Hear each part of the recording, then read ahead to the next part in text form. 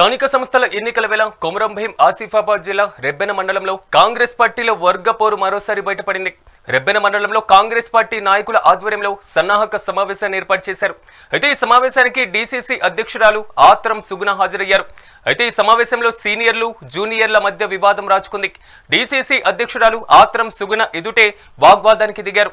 ఎన్నో ఏళ్లుగా పార్టీలో ఉన్నవారికే స్థానిక సంస్థల సీట్లు ఇవ్వాలని సీనియర్ నేతలు డిమాండ్ చేశారు. ఈ క్రమంలో కాంగ్రెస్ కార్యకర్తల మధ్య మాటల యుద్ధం జరిగింది. మనందరిపై ఉంది కాబట్టి దయచేసి సోదరులారా, మన హయాంలోనే మన కాంగ్రెస్ పార్టీ ప్రభుత్వం హయాంలోనే మన ప్రాంతం అభివృద్ధి చేసుకునే బాధ్యత మనందరిపై ఉంది కాబట్టి కలిసికట్టుగా కంకణ భద్రమై కాంగ్రెస్ పార్టీ కొరకు పనిచేయడానికి మనం అందరం కూడా సిద్ధం కావాలనేసి మీకు దండం పెడుతున్నాను. తప్పకుండా తారతమ్యం లేకుండా వీళ్ళ మనసులం వాళ్ళ మనసులం అనుకోకుండా ఎవరిని నిలబెడితే బాగుంటుందనేసి మీరే ఆలోచిస్తారు. ఈ రోజటి నుంచి మనం ఈ శ్యామ్ నాయక్ గారి మనసులో, లేకపోతే విశ్వప్రసాద్ గారి మనసులో, సుగుణక్క గారి మనసులో, ఇంకెవరి మనసులో అని మీరెవ్వరు మనసులో పెట్టుకోకుండా దయచేసి ఇట్లనే కూర్చుందాం. ఇప్పుడే అన్న చెప్పినట్టుగా అందరు ఈ రోజు కలిసి వచ్చారంటే నిజంగా చెప్తున్నా, నాకు చాలా ఆనందంగా అనిపించింది. అంటే గతంలో పని చేసిన కార్యకర్తలు మాత్రమే టికెట్ కేటాయించాలి. కార్యకర్తలు ఏం చేయాలి మేడం? కొత్తగా కార్యకర్తలకు అవకాశాలు ఉన్నాయి. ఎందుకంటే గతంలో అధికారంలో ఉన్న అటు కూడా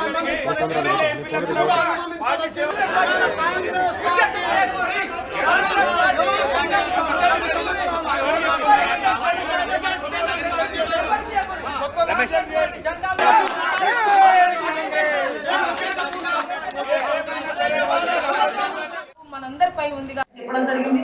అందుకే మేము గ్రౌండ్ లెవెల్కి వెళ్ళి నేను పనిచేయడం అనేది జరుగుతుంది. అందరినీ ఇప్పుడు దాదాపుగా పాత వాళ్ళు కొత్త వాళ్ళు అనేసి నేను గెలుస్తానంటే నేను నిలబడాలనే కోరికలు అయితే తప్పకుండా ఉంటాయి.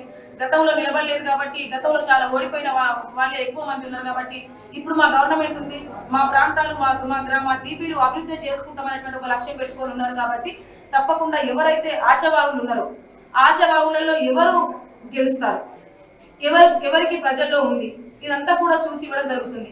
ప్రతి ఏదైనా కానీ గెలుపు అనేది 10 మంది ఒక ఆట ఆడితే అందులో ఒక టీంకి మాత్రమే గెలుస్తుంది కదా. అట్లనే నా ఎలక్షన్లో కూడా 33 మందికి ఇవ్వడం జరిగింది. ఇప్పుడు 33 మంది ఆశావాహులు ఉంటే ఒక్కరికి మాత్రమే ఇచ్చింది. కానీ అక్కడ ఉన్నటువంటి ఎవరైతే ఆశావాహులు ఉన్నారో అందరూ కూడా నా కొరకు పనిచేశారు. అట్లనే ఇప్పుడు కూడా ఎవరైతే ఆశావాహులు ఉన్నారో ఆశావాహులలో ఎవరు బాగుంటుందనేటువంటి నిర్ణయం అక్కడ ఉన్నటువంటి మా కాంగ్రెస్ కుటుంబం ఉంటుంది.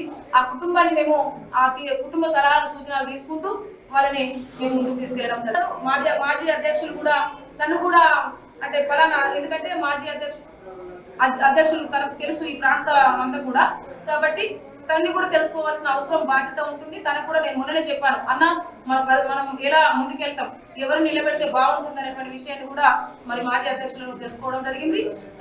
తన ప్రమేయం కూడా తప్పకుండా ఉంటుంది.